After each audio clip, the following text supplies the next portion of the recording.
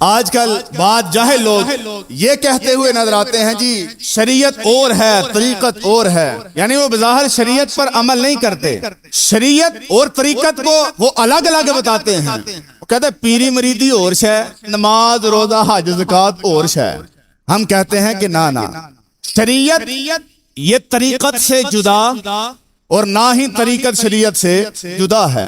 وہ کہتے ہیں شریعت راستہ ہے اور راستے کی حاجت اس بندے کو ہے کہ جو منزل تک نہ پہنچا ہو۔ وہ کہتے ہیں ہم تو پہنچے ہوئے ہیں۔ جنید بغدادی رحمت اللہ تعالی صوفیوں کے امام، آپ کی بارگاہ میں جب یہ بات پہنچی نا کہ بعض لوگ کہتے ہیں ہم تو پہنچے ہوئے ہیں، ہمیں شریعت کی حاجت نہیں ہے، جنید بغدادی نے فرمایا صدقوا، آپ نے فرمایا کہ انہوں نے سچ کہا، لقد وصلوا، فرمایا کہ انہوں نے سچ بھی کہا اور وہ پہنچ بھی چکے۔ اللہ کے ولی کہاں پہنچ چکے؟ فرمایا کہ الی النار، وہ دوزخ میں پہنچ چکے ہیں۔ وہ لوگ جو شریعت کو الگ بتاتے ہیں، طریقت کو الگ بتاتے ہیں، نماز روزے کی کوئی پاسداری نہیں، شریعت کا معاذ اللہ مذاق اٹھاتے ہیں، فرمایا کہ وہ دوزخ میں پہنچ چکے ہیں۔ آئیے اعلی حضرت سے اس مسئلے کا جواب پوچھتے ہیں۔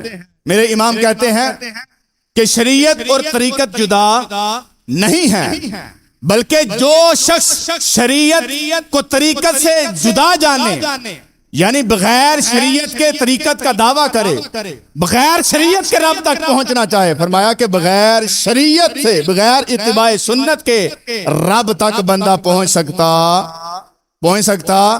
نہیں ہے۔ یہ کہ اگر طریقت پھل ہے تو اس پھل کا جو درخت ہے وہ رب کی شریعت ہے، اگر طریقت طاقت ہے تو اس طاقت کی جو غذا ہے وہ رب کی شریعت ہے، اگر طریقت عمارت ہے تو اس عمارت کی جو بنیاد ہے وہ میرے رب کی شریعت ہے، اگر طریقت نظر ہے تو اس نظر کی جو آنکھ ہے وہ میرے رب کی شریعت، اگر طریقت جسم ہے تو اس جسم کی جو جان ہے وہ رب کی شریعت۔ بغیر شریعت کے بندہ رب تک پہنچ سکتا، ہرے بولے بغیر شریعت کی سیڑھی پر، اعلیٰ حضرت فرماتے ہیں کہ شریعت سیڑھی ہے اور طریقت چھت ہے، اگر سیڑھی پر قدم رکھے گا وہی اپنی منزل تک پہنچے گا۔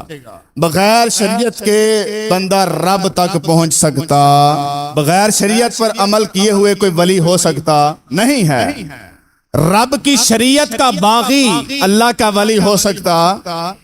ہمیں جب اپنے دنیاوی معاملات کے صحیح اور غلط کی تمیز ہے تو پھر ولایت جیسے اعلیٰ منصب کے اندر صحیح اور غلط کی تمیز کیوں نہیں؟